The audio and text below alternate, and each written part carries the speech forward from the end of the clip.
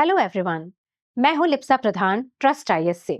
आज हम बात करेंगे एक रीसेंट कंट्रोवर्सी के बारे में। ये कंट्रोवर्सी इसलिए शुरू हुई है क्योंकि अभी 30 अप्रैल को वेस्ट बंगाल के दीघा में एक नए जगन्नाथ मंदिर की स्थापना हुई है।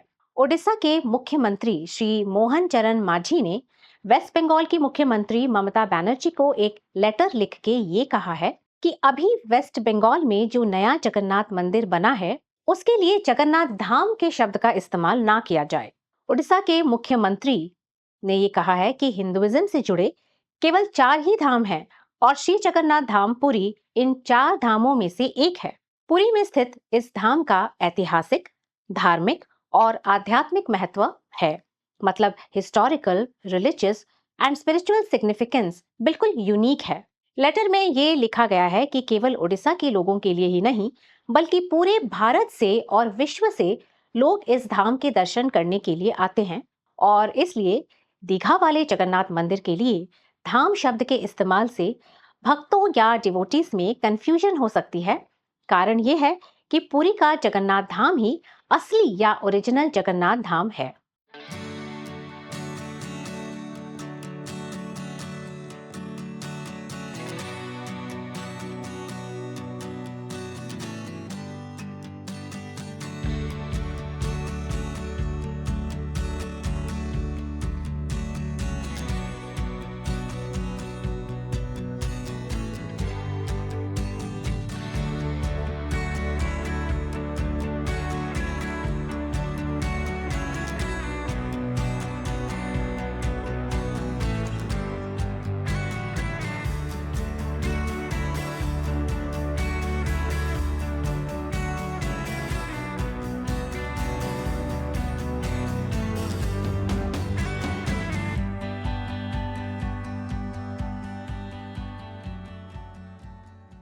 ये सारी कंट्रोवर्सी तब शुरू हुई जब पुरी के जगन्नाथ मंदिर की एक रेप्लिका या हूबहू कॉपी वेस्ट बंगाल के मिदनापुर डिस्ट्रिक्ट में बनाई गई और इसी अक्षय तृतीया पे उसकी इनॉग्रेशन सेरेमनी की गई।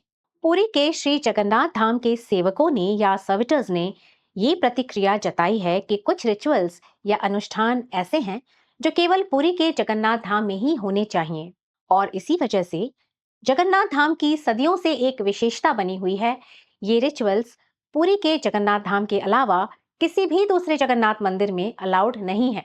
एग्जाम्पल के तौर पे पुरी में जगन्नाथ जी की जो प्रतिमा है उसमें ब्रह्म तत्व की स्थापना की जाती है। दीघा की मूर्ति में भी ब्रह्म तत्व की स्थापना की गई है जिसका पुरी के सेवकों द्वारा विरोध किया जा रहा है। उसका रीजन ये है कि ब्रह्म तत्व की स्थापना एक अति विशेष या स्पेशल रिचुअल है और इसको करने का अधिकार पूरे विश्व में केवल पुरी के जगन्नाथ मंदिर को ही हासिल है। एक और विषय जिस पर पुरी मंदिर के सेवकों द्वारा विरोध हो रहा है वो ये है कि दीघा मंदिर को सभी रिलीजन और फेथ के लोगों के लिए ओपन किया गया है। दीघा में बने टेंपल में फॉरेन टूरिस्ट भी आ सकते हैं, ये अलाउड है, लेकिन पुरी के जगन्नाथ मंदिर में सिर्फ और सिर्फ हिंदू ही प्रवेश कर सकते हैं। फॉरेनर्स को अंदर आने की अनुमति नहीं है क्योंकि ऐसी मान्यता है कि इससे मंदिर की पवित्रता या रिचुअल प्योरिटी कम हो जाती है। ऐसा माना जा रहा है कि ममता बनर्जी दीघा मंदिर को एक टूरिस्ट अट्रैक्शन बनाना चाहती हैं और पर्यटकों को खींचने के लिए इस मंदिर को सबके लिए ओपन रखना चाहती हैं। इससे दीघा एक टूरिस्ट हब बन जाएगा। ममता बनर्जी का इस वाद विवाद के बारे में ये कहना है कि उड़ीसा और वेस्ट बंगाल ये दोनों फ्रेंडली स्टेट्स हैं और उनके मन में उड़ीसा के लिए और पुरी के जगन्नाथ मंदिर के लिए बहुत रेस्पेक्ट है। लेकिन अगर वेस्ट बंगाल में भी एक जगन्नाथ मंदिर बना है तो इससे उड़ीसा के लोगों को कोई ऑब्जेक्शन नहीं होनी चाहिए। ममता बनर्जी इस दीघा मंदिर के बारे में बात करते हुए भी बार बार धाम शब्द के इस्तेमाल कर रही थी। ममता बनर्जी ये कह रही हैं कि दीघा वाले मंदिर इसलिए बनाया गया है कि वेस्ट बंगाल से जो श्रद्धालु या डिवोटीज 350 किलोमीटर की यात्रा करके पुरी जाते थे उन्हें अब यहीं दीघा में ही जगन्नाथ जी के दर्शन आसानी से हो जाएंगे।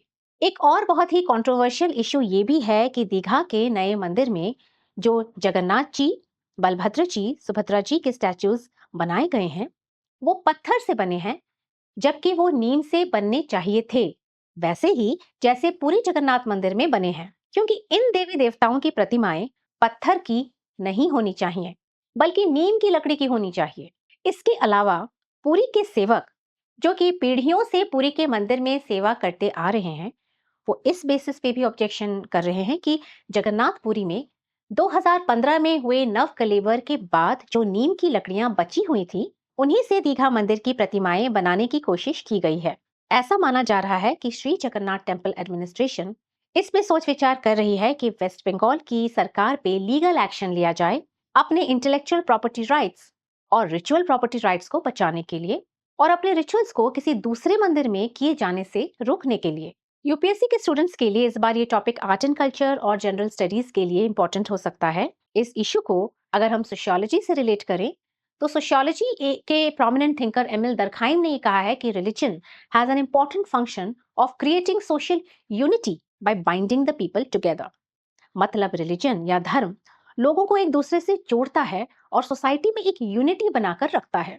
लेकिन इस इशू से ये क्लियर हो गया है कि जो बात कार्ल मार्क्स ने कही है वो भी सच है, कि religion can also cause conflict in the society.